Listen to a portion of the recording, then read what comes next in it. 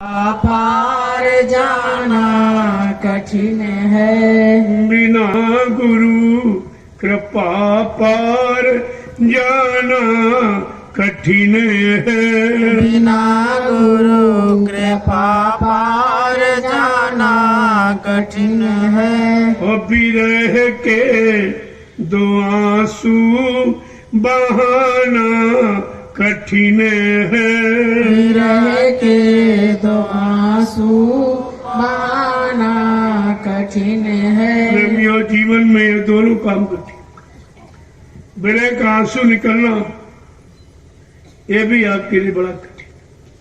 संसार के लिए तो आंसू आपके पास बहुत है। जरा सी मुसीबत आ गई भर से रोने लगते। लेकिन कभी जीवात्मा की मुसीबत, कभी जीवात्मा का दुख आपने समझा है। और जीवात्मा से जब विरह का आंसू निकलेगा उसको मालिक कभी बर्दाश्त नहीं कर पाएगा। वो जरूर आपकी मदद करेगा। कहा जिसने विरह से पुकारा उसकी दुख दर्द विपदा मिटाई गई। जिसने विरह भाव में अगर पुकार लगाई, मीरा ने लगाई, द्रौपदी ने लगाई, सहजोबाई ने लगाई, ये इतिहास है, उनकी सुनी, उनका काम हो गया, उनका कल्याण हो गया। लेकिन आपके पास केवल स्वार्थ के आंसू है, परमार्थ के नहीं। स्वार्थ लोभ लालच की प्राप्ति न हुई तो आंसू निकल रहे। इसीलिए आंख के एक किनारे दो है। ये विरह का किनारा है, ये संसार के आंसू का। दोनों किनारे आपके पास। लेकिन ये अनुभव करो कि तुम्हारे आंख से विरह का आंसू निकल रहा है कि स्वार्थ लोभ लालच की न प्राप्ति का निकल। नहीं काम बना, नहीं मिला तो रो ले। अरे ये मिल जाएगा फिर भी तुम्हारे हाथ नहीं लगेगा, फिर ही तुमसे छीन लिया जाएगा, क्योंकि ये सामान तुम्हारा नहीं, ये शरीर तुम्हारा नहीं। और शरीर के लिए जो दुकान, मकान, जमीन, जायदाद, पद पत्नी, बाल बच्चे बनाए, ये भी तुम्हारे नहीं। क्योंकि हम आप माँ के गर्भ से नंगे और अकेले आए। ये आना है और इसी तरह से हमारा जाना होगा। आए हैं अकेले नंगे, जब यहां से चलोगे तब नंगे अकेले चले जाओगे। ना कुछ लाए थे, ना कुछ लेके जाओगे। इतनी बात तो आप अभी तक नहीं समझ पाए हो कि जब कुछ लेके नहीं आए और कुछ नहीं जाएगा, फिर ये लड़ाई झगड़ा किसके लिए? ये मार काट, हिंसा, चोरी, ये छीना झपटी, ये किसके लिए आप कर रहे? यही तो नासमझी है। और इसी नासमझी का परिणाम कि हम सब फंसे पड़े, निकल नहीं पा रहे। शरण में आकर भी लोग निकलने वाली युक्ति नहीं अपना पाए और फिर वहीं चले गए जहां से सदगुरु ने सत्संग सुनाकर आपको निकाला था। तुम फिर वहीं चले गए, उसी लोभ लालच में फिर फंस गए। तुमने कभी सोचा है कि जब कुछ नहीं लाए थे तो ले भी नहीं जा सकते? आपके सामने आपके परिवार, समाज, गांव, मोहल्ले से कितने लोग रोज जा रहे। रोज देखते हो कोई कुछ लेके जा रहा, तो तुम क्या लेके जाओ? जाना और आना एक ही तरह से, चाहे गरीब पैदा हो, चाहे अमीर, चाहे हिंदू, चाहे मुसलमान, चाहे स्त्री पुरुष, कोई जन्म लेगा तो नंगा और अकेला, वहां कोई अंतर नहीं है। और जब जाएगा तब भी ये नंगे और अकेले ही भेज दिया जाए। ये आने और जाने की स्थिति एक ही है, लेकिन बीच में जो फंसाने की स्थिति हमने आपने अपनाई, वही हमारे दुख का कारण बना हुआ। हमारे दुख का कारण यही है, जो मेरा नहीं उसको हम अपना कहते। महापुरुषों ने कितना समझाने का प्रयास किया, तमाम तरह के उदाहरण और प्रमाण और दृष्टांत और किस्से कहानी सब सुनाकर किसी तरह आप अपने आने और रहने और जाने की बात समझ लो। लेकिन नई बात समझ में आई। उन्होंने कहा है कि देहरी तक पत्नी का नाता, देहरी तक ये पत्नी इक्का नाता, पोली तक माँ का नाता है, मरघट तक जाते भाई बंधु, पर हंस अकेला जाता है। जब जीवात्मा शरीर से निकली, कोई साथ गया? जिस शरीर में रही उस शरीर ने भी उसका साथ नहीं दिया, और जिसकी वजह से रही किसी ने साथ नहीं दिया। तो महापुरुष कहते, तुमने अपने असली साथी का चुनाव नहीं किया। जो इधर का साथी उधर का साथी, इधर भैया आपकी मदद, आपको भोगों से, काम क्रोध लोभ मोह अहंकार से निकाले, और उधर सतलोक सच्चन अनामी धाम जीवात्मा को पहुंचावे। यह सच्चे साथी का काम है। तो महापुरुषों ने सच्चे साथी को भी बताया कि संगी साथी गुरु को लेना, इस संगी साथी गुरु जी को लेना, और भेद इन्हीं का जाना है, और सुरति शब्द का साधन करके अपने घर चली जाना है, फंसना नहीं दे तू बिराना है। एक ही लफ्ज में और शब्द में सब कुछ बता दिया, लेकिन बात समझ में कहा है। जब 60 वर्ष मथुरा में सुनते रहे तब तो बेचारे कुछ समझ ही नहीं पाए, तो अब ये क्या समझ पाएंगे? अब तो आखिरी समय आ गया है, समझ जाओगे तो सुधर जाओगे, कल्याण हो जाएगा, लाभ हो जाएगा, और नहीं तो काल माया की मार से तो कोई बचा ही नहीं। मन पछते हो अवसर बीते। देखिए ऐ मन, ये अवसर मानो जीवन का जो सर्वश्रेष्ठ, ये निकल जाएगा तो तुझे पछताना ही पड़ेगा। मन पछते हो अवसर बीते। सहज बदन क्या कह रहे? सहस्त्र भाव 10 बदन आदि नप, बचे न काल बलि से, मन पछते हो अवसर बीते। शास्त्रा भाव और दशानंद जैसे महान योद्धा, बड़े राजा, बड़े त्याग मनम, यानी इतने गुणवान धर्मान, वो काल बलि से नहीं बने। सबसे बड़ा बलवान क्या है? काल। और जिसी के देश में हम आप रह रहे हो, जिसकी व्यवस्था में रह रहे हो, तो फिर उससे तुम झगड़ा कैसे कर सकते जब ये नहीं बचे? सहस्त्र बाहु 10 बदन आदि न पचे न काल बलि से, मन पछतई हो अवसर बीते। मन, अपने मन को समझाओ, बार बार कहो, ये मानव जीवन का अनमोल अवसर अगर निकल जाएगा, ऐ मन तुझे पश्चाताप ही करना पड़े, और तेरे हाथ कुछ लगने वाला नहीं है। जो अज्ञानता भूल भ्रम में कह रहा ये मेरा, ये मेरा, ये तेरा कुछ नहीं है। जो तेरा है उसको तू समझ ही नहीं रहा है। तो कहा कि असली काम आपका क्या है? जो संत महापुरुष बताते हैं, क्या कहते हैं कि तन नगरी में सुरती बसी है, तन नगरी में ये सुरती बसी है, और इसको यार छुड़ाना है, फंसना नहीं दे तू बिराना है। संगी साथी गुरु जी को लेना, और भेद इन्हीं का जाना है, और सुरति शब्द का साधन करके और अपने घर चली जाना है, फंसना नहीं थे तू बिराना है।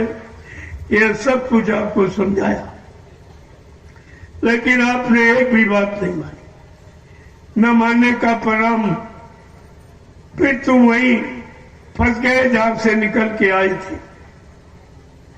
इतना सत्संग सुना कर,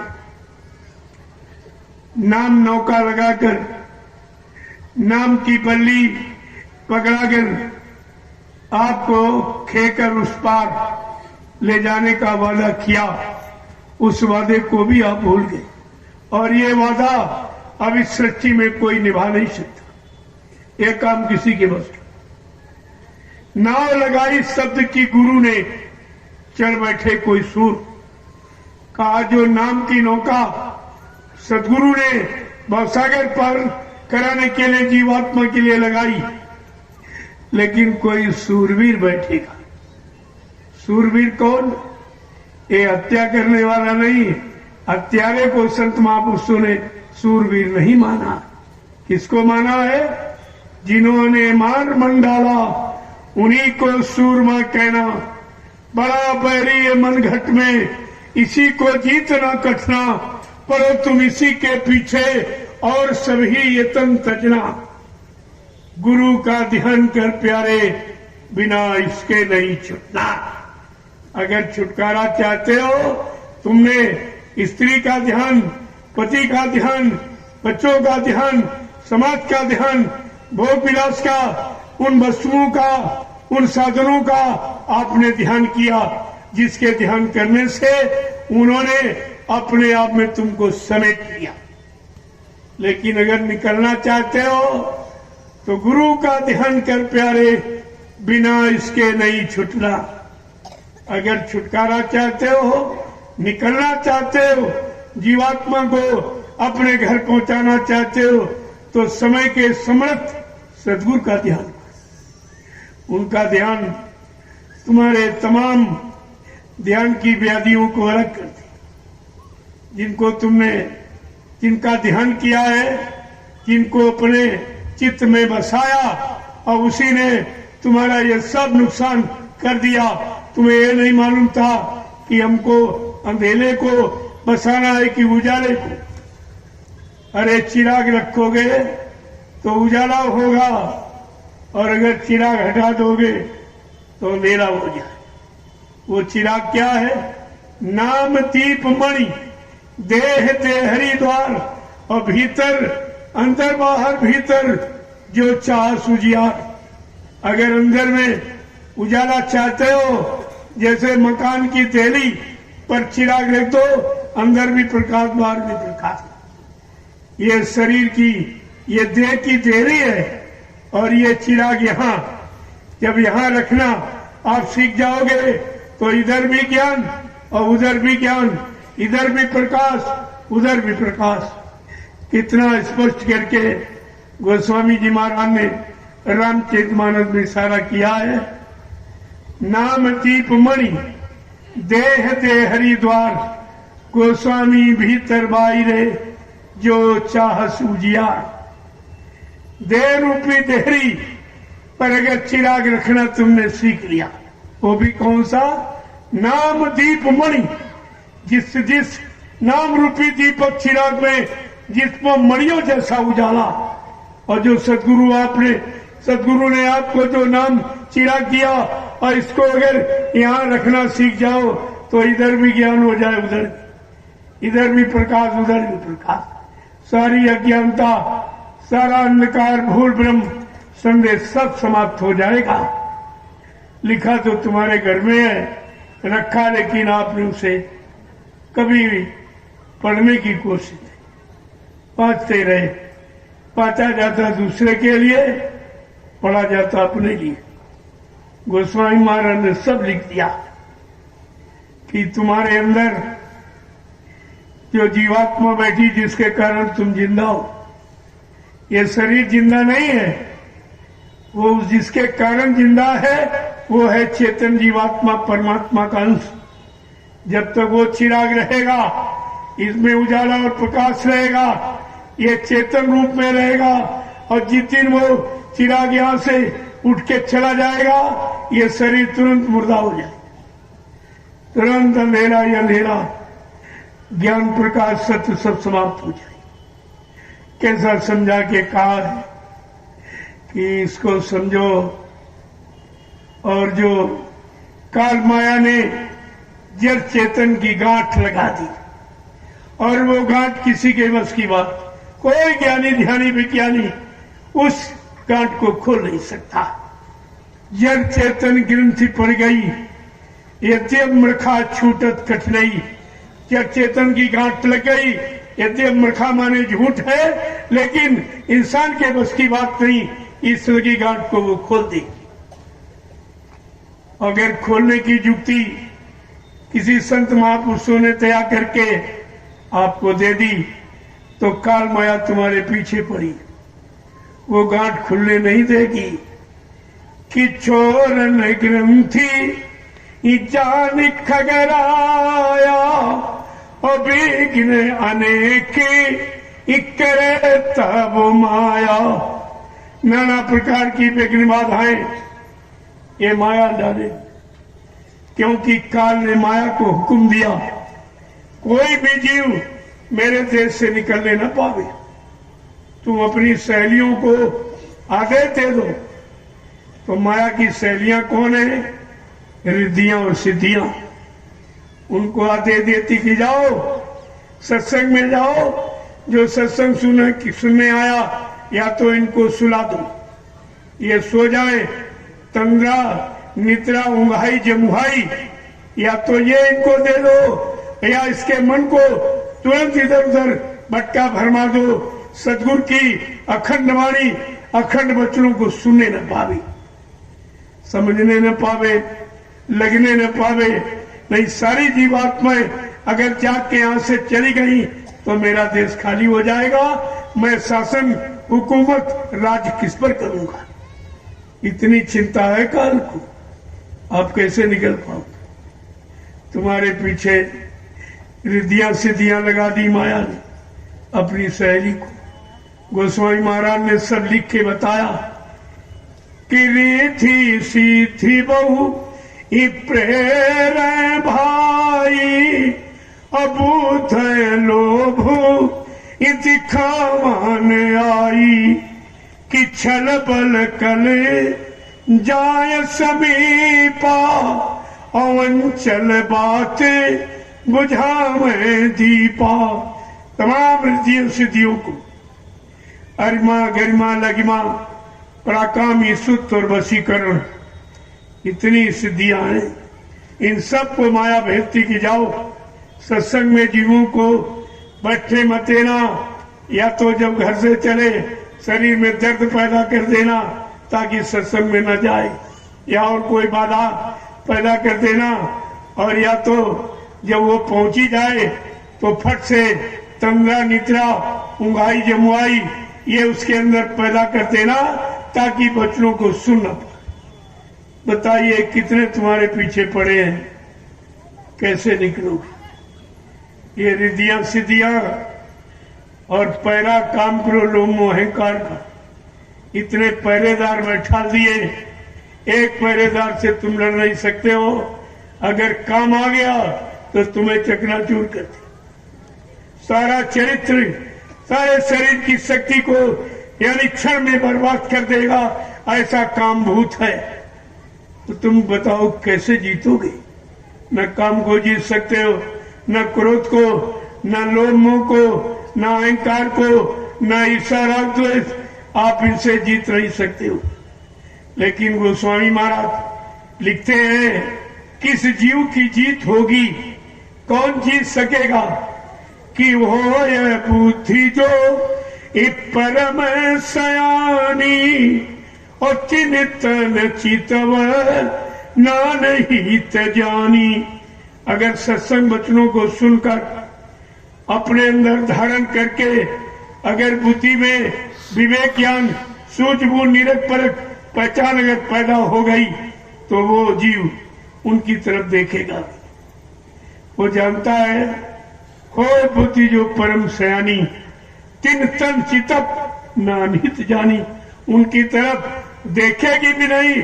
वो जानती है ये सब मेरा नुकसान करने वाली, ये कोई लाभ देने वाले नहीं, न काम न क्रोध न लोभ न मोह। और इसी से आपके पंचभौतिक शरीर को बनाने में इनका प्रयोग किया गया।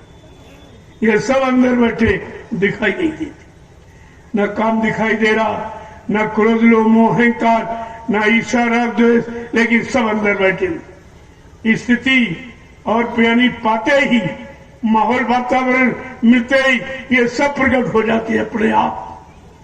लेकिन गोस्वामी महाराज लिखते हैं कि चोरन ग्रंथि पाए जो कोई और तब या जीव इकतारथ होई।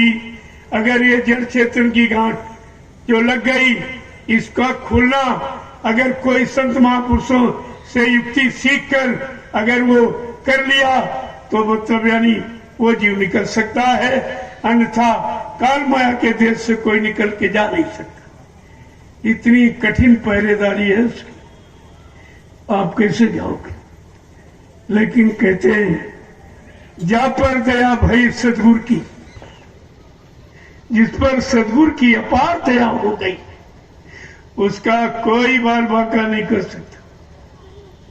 जा पर दया भई सदगुरु की, वही हुए निहाल और बाके फंसे काल के चार। जिन पर उनकी दया कृपा मेहरबानी हो गई वो काल माया के देश में रहते हुए, काम क्रोध लोभ मोह अहंकार के बीच रहते हुए उससे सुरक्षित बच जाती। ये दयाल का काम है। दया इन कामों में आपको माननी चाहिए। जब काम आए तो सील की दया, सील क्रोध आए क्षमा की दया, सील क्षमा संतोष बिना विवेक, ये इनके काट है। काम क्रोध लोभ मोह अहंकार का काट है सील क्षमा संतोष विनय और विवेक। अगर ये धारण कर लो तो ये पांचों मूर्छित हो जाए। छोड़ भगे मैदान, काम क्रोध लोभ मोह छोड़ भगे मैदान। ऐसे साधक, ऐसे मुरीद, ऐसे फॉलोअर, ऐसे सच्चे गुरमुख गुरभक्त के आगे ये टिक नहीं सकते। लेकिन सदगुरु की दया लेने का तरीका तो जानो। तुम तो सब भाग गए, इनको क्या दया? ये बेचारे दया कब पाएंगे? तो बहुत दूर चले गए। अब इनका वापिस आना भी बड़ा मुश्किल हो गया। तो दया के पात्र नहीं रहे, ये तो कुपात्र हो गए। अब जो हैं इनमें से कितने टिक पाएंगे, कितने संभल के रह पाएंगे, अपना काम बना पाएंगे, इनमें भी संख्या बहुत थोड़ी रह जाए। इतने बैठे हो इसमें तमाम शरीर छोड़ के चले जाए, उनका समय पूरा हो गया, वो चले जाए, वो अगली साल आपको नहीं मिल पाए। कितने चले जाएंगे और कितने छोड़ के भाग जाएंगे। अगर स्वार्थ लोभ लालच के भाव से कोई आया तो ये संतों का सच्चा दरबार यहाँ टिक नहीं सकता।